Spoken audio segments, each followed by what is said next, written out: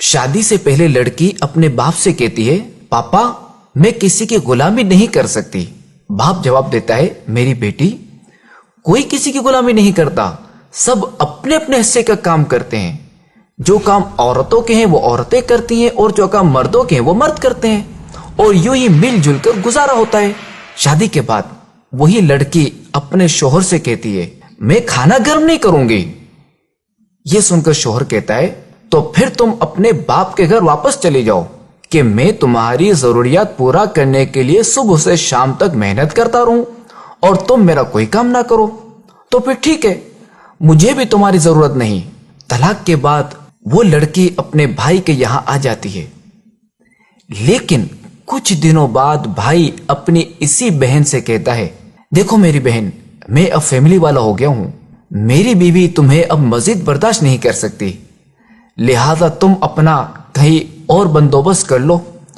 اب وہ لڑکی نوکری کی تلاش میں ایک دفتر جاتی ہے۔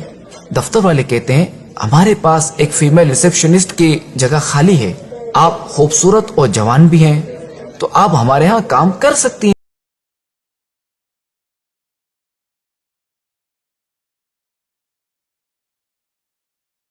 میں اب پہلے جیسی تیزی اور پھرتی نہیں رہی، لہذا اب آپ کہیں اور نوکری ڈھونڈ لیں، ہمیں اب آپ کی ضرورت نہیں رہی۔ یہاں تک کہ وہ بوڑھی ہو جاتی ہے، اب ایک نئی جگہ جاتی ہے جہاں اسے کہا جاتا ہے، محترمہ اب تو آپ کی اتنی عمر ہو گئی ہے کہ اب آپ کو نوکری میں کیا دوں، آپ کو تو آرام سے اپنے بچوں کی کمائی کھانی چاہیے۔ وہ عورت کہتی ہے، میرے بچے نہیں ہیں، میرا کوئی نہیں ہے۔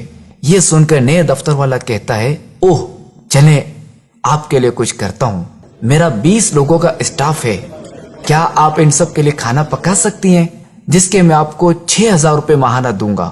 یہ سن کر وہ عورت کہتی ہے، صرف 6000؟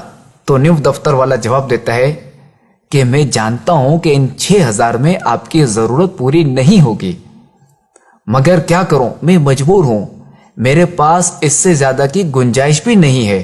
آہ، وہ عورت جو گھر کے کام کو غلامی سمجھتی تھی، اپنے شوہر کا کھانا تک گرم کرنے کو تیار نہیں تھی، اسی دفتر والے کو کہتی ہے، ٹھیک ہے مجھے آپ کی یہ بات منظور ہے، اور ساتھ ساتھ اس کی آنکھوں سے آنسو بہ رہے ہوتے ہیں اور وہ یہ سوچ رہی ہوتی ہے، کاش جوانی میں ہی کھانا گرم کر دیتی اور ابو کی بات سمجھ لیتی کہ کوئی کسی کی غلامی نہیں کرتا بلکہ سب اپنے اپنے حصے کا کام کرتے ہیں۔